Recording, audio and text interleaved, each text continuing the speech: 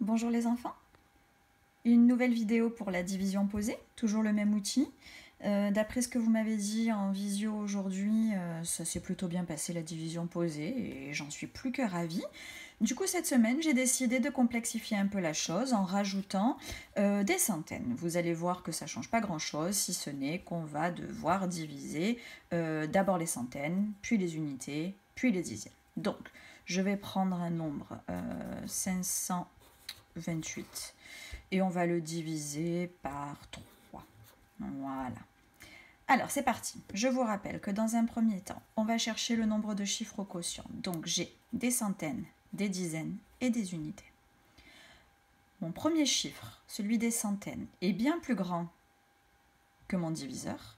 Donc, j'aurai 3 chiffres au quotient. Un chiffre pour les centaines, un chiffre pour les dizaines et un chiffre pour les unités. C'est parti. Évidemment, chose que j'ai oublié de dire, on va travailler avec la table de 3. Alors, en 5, combien de fois 3 ? Je cherche 5 dans ma table de 3, il n'y est pas. Je prends donc 3, c'est-à-dire 3 fois 1. Donc, une fois. Je remonte ma division. 1 fois 3, 3, j'enlève donc 3. Reste 2. Je vais faire prendre l'ascenseur à mes dizaines, les mettre au même niveau que mon 2 et je vais dorénavant partager 22 dizaines. En 22, combien de fois 3 ? Je cherche 22 dans la table de 3. Il n'y est pas, le plus proche étant 21, c'est-à-dire 3 fois 1, 2, 3, 4, 5, 6, 7, 3 fois 7. Donc 7 fois. Je remonte ma division. 7 fois 3, 21. J'enlève 21, reste 1. Il me reste le chiffre des unités. Il prend l'ascenseur, il descend à mon niveau et je n'ai plus qu'à partager 18.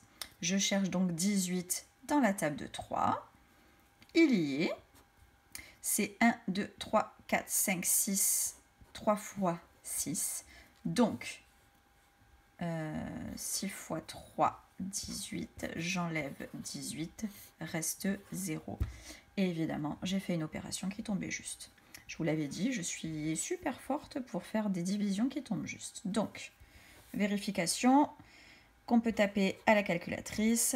528, mon dividende, est égal à 3, mon diviseur, fois 176 plus 0. Donc, ce que je peux taper à la calculatrice, bien sûr, c'est cette partie-là.